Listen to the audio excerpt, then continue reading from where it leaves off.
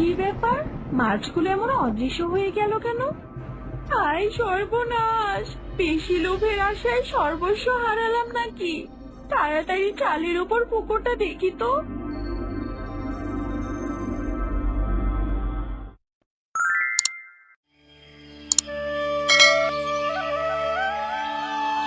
কি গো, এমন মাথায় হাত দিয়ে বসে আছো কেন? মাছ মারবে না? বেলা তো কত হয়ে গেল। কখন মারবে আর কখন যাবে?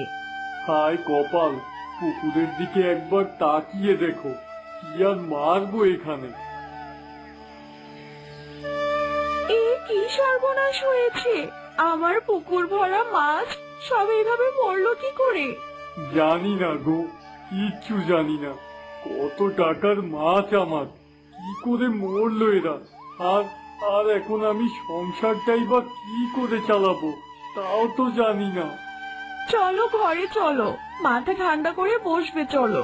বিপদের সময় মাথা ঠান্ডা না রাখলে একেবারেই চলবে না।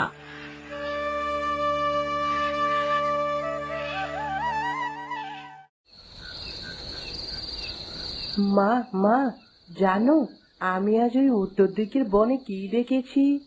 তুই আবার ওই উত্তর দিকের বনে গেছিস? তোকে না কতবার বারণ করেছি আমি? কথা শোনার ছেলে না তুই। রাগ করো না মা, শোনো না। তা কি হয়েছে বল শুনি। বনের পাশে একটা নদী আছে, ওখানে আমি অদ্ভুত একটা মাছ দেখেছি, কেমন জানি নীল রঙের। দেখ রনি, এখন আমার তোর গাঁজাখড়ি গল্প শোনার একদম সময় নেই। সত্যি বলছি মা। যা পড়তে বস, আমাকে জ্বালাস না তো। খালি বনে বাজারে ঘুরে বেড়ানো হয়েছে তোর। এমনিতেই এতগুলো মাছ মরে গেছে, কি করব কিছু বুঝতে পারছি না, সেখানে তুই আবার এইসব শুরু করেছিস।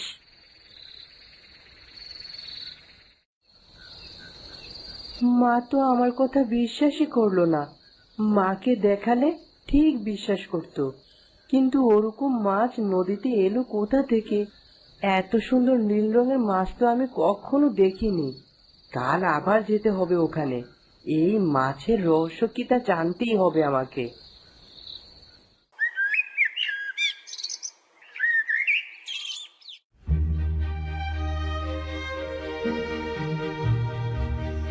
কি ব্যাপার, আজকে মাছটা কোথায় গেল? কাল তো আসার সাথে সাথেই চোখে পড়েছিল, আজ তো এখনো দেখছি না।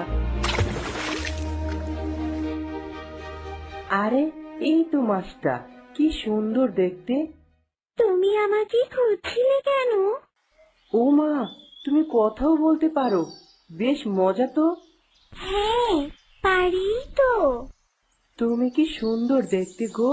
আমার একটা পুকুর আছে জানো, ওখানে অনেক মাছ ছিল, কিন্তু তুমি সবার থেকে একদম আলাদা দেখতে। আচ্ছা, তুমি বুঝলে কি করে আমি তোমাকে খুঁজছি? আমি তো তোমাকে ডাকিনি। এই নদীর পাড়ে এসে যে যা বলে আমি সব শুনতে পাই। এই যেমন তুমি আমাকে মনে মনে খুঁজছিলে, এটাও আমি বুঝেছি। এর আগের দিন এসে তোমায় দেখেছিলাম, মায়ের কাছে সেই গল্পই করছিলাম, অথচ মা বিশ্বাসই করলো না। এতে মায়ের কোনো দোষ নেই।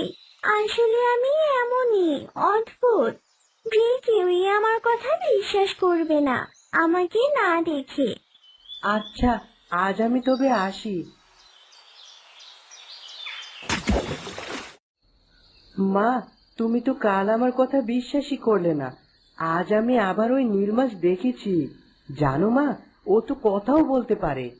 কি বলছিস? এটা তো অবিশ্বাস্য। সত্যি মা, আমি তো নিজের কানকে বিশ্বাস করতে পারছিলাম না। তাহলে তো তুই বেশ ভালো একটা বন্ধু পেয়েছিস। তোর বাবার মাছগুলো তো সব মরে গেল, সে কি কোনো ব্যবস্থা করে দিতে পারে না? আচ্ছা, আমি কালোর কাছে আবার যাব, গিয়ে বলবো যদি সে কিছু করতে পারে।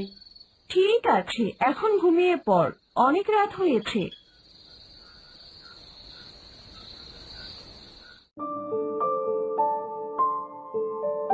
আরে, তুমি যে আজ বাহিরেই আছো? তোমার জন্যই অপেক্ষা করছিলাম। আমার জন্য? তুমি আমার বন্ধু, তোমার জন্য অপেক্ষা করব না? তবে বন্ধু, তোমার মুখটা এমন শুকনো কেন? কি হয়েছে?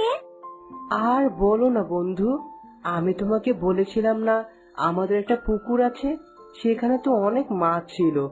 বাবা ওই মাছ বিক্রি করেই সংসার চালাতো, কিন্তু সবগুলো মাছ কি করে যেন মরে গেছে। এখন আমাদের সংসার কি করে চলবে?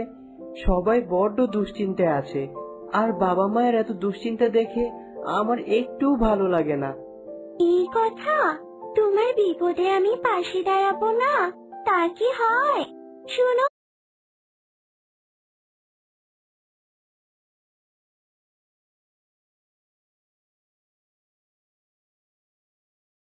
এই কটা মাছ তুমি নিয়ে যাও। এই কটা মাছ দিয়ে আমি কি করব বন্ধু? এই মাছ দেশি মাছ নয়, এদের প্রজনন ক্ষমতা অনেক, যার মানে এরা একসাথে অনেক ডিম পাড়ে এবং সব ডিম থেকেই বাচ্চা হয়। দেখবে 1 সপ্তাহের মধ্যেই অনেক মাছ হয়ে গেছে। তবে একটা শর্ত আছে, কি শর্ত বন্ধু? একে তুমি মাটির উপর রাখতে পারবে না। এ আবার শর্ত নাকি? এর উপর আবার পুকুর হয় নাকি বন্ধু? এ তো অসম্ভব। সেই চিন্তা তোমায় করতে হবে না, তুমি বাড়ি যাও, আমি ব্যবস্থা করে দিচ্ছি। তুমি শুধু বাড়ি গিয়ে ওই চালের উপরের পুকুরে মাছগুলো ছেড়ে দিবে। ঠিক আছে বন্ধু, তোমায় অনেক অনেক ধন্যবাদ। আমি তবে এখন আসি। আচ্ছা বন্ধু।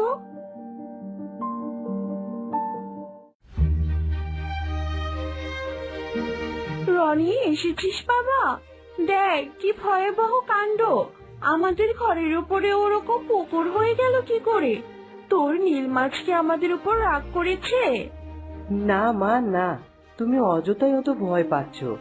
নীল মাছ তো আরো খুশি হয়ে আমাকে মাছ দিয়েছে। যা বুদ্ধি তোর, এই কটা মাছে কি করব শুনি? এই কটা মাছ হলে হবে কি, এদের প্রচুর ক্ষমতা। আমাদের চালে ওই পুকুর একদম মাছে ভরে যাবে। ও মা, তাই নাকি? হ্যাঁ মা, এই মাছকে মাটির পুকুরে রাখা যাবে না, তাই বন্ধু এরকম আমাদের চালের উপর পুকুর বানিয়ে দিয়েছে।